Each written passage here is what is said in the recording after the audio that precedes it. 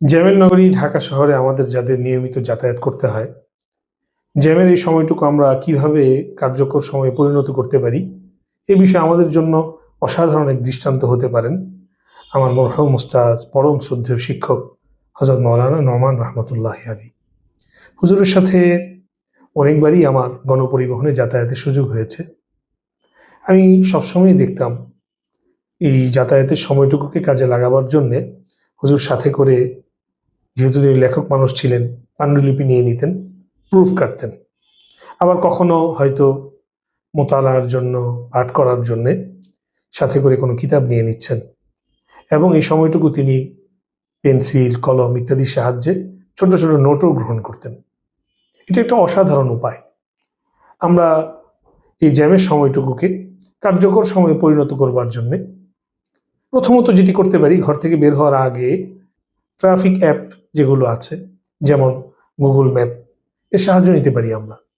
Google ম্যাপের সাহায্য নিলেই কোন রাস্তা, কোন রোডটুকু আমার জন্য তুলনামূলক কম জ্যামের হবে সেটা বোঝা, নির্ধারণ করা আমার জন্য সহজ হয়ে উঠবে। দ্বিতীয়ত, আমরা যখন বের হব, বের হওয়ার আগেই আমি আজকে চিন্তা করে নিব যে রাস্তার মধ্যে তো আমার 1 থেকে 1.5 ঘন্টা সময় থাকতে হবে। এই সময়টুকু আজকে আমি কিভাবে, কোন পরিকল্পনায় কাটাবো। আমার যদি অফিসিয়াল প্রাতিষ্ঠানিক কোনো কাজ বাকি থাকে, সেখানে আমি এই সময়টুকুর মধ্যে ওই কাজটা সারতে পারি। এর বাহিরে আমি আমার নির্বাচিত কিছু পাঠ, কিছু পড়া, এই সময় আমি সারতে পারবো। পাশাপাশি গুরুত্বপূর্ণ যদি কোনো লেকচার, কোনো ওয়াজ এবং কোনো ভিডিও যেটা আমার শোনা, দেখার প্রয়োজন ছিল, কিন্তু আমি অন্য সময়ে সময়টুকু বের করতে পারিনি, এই জ্যামে বসে থাকা সময়টুকুর মধ্যে এই কাজটুকু আমরা করে ফেলতে পারি। এর বাহিরে আরও গুরুত্বপূর্ণ বেশ কিছু দারুণ উপায় আমাদের আছে।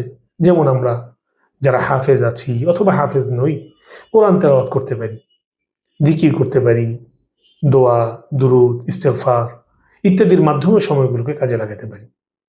এইভাবে যদি আমরা আমাদের সময়গুলোকে একটি পরিকল্পনার অধীনে নিয়ে আসি, তাহলে গণপরিবহনে যে সময়টুকু তো আমাদের থাকতেই হচ্ছে, এই সময়টুকু আর একটা নিরর্থক, অহেতুক সময়ে পরিণত না হয়ে কার্যকর এবং প্রাণবন্ত এক সময়ে পরিণত হবে। ভালো থাকবেন। আসসালামু আলাইকুম রহমতুল্লাহ।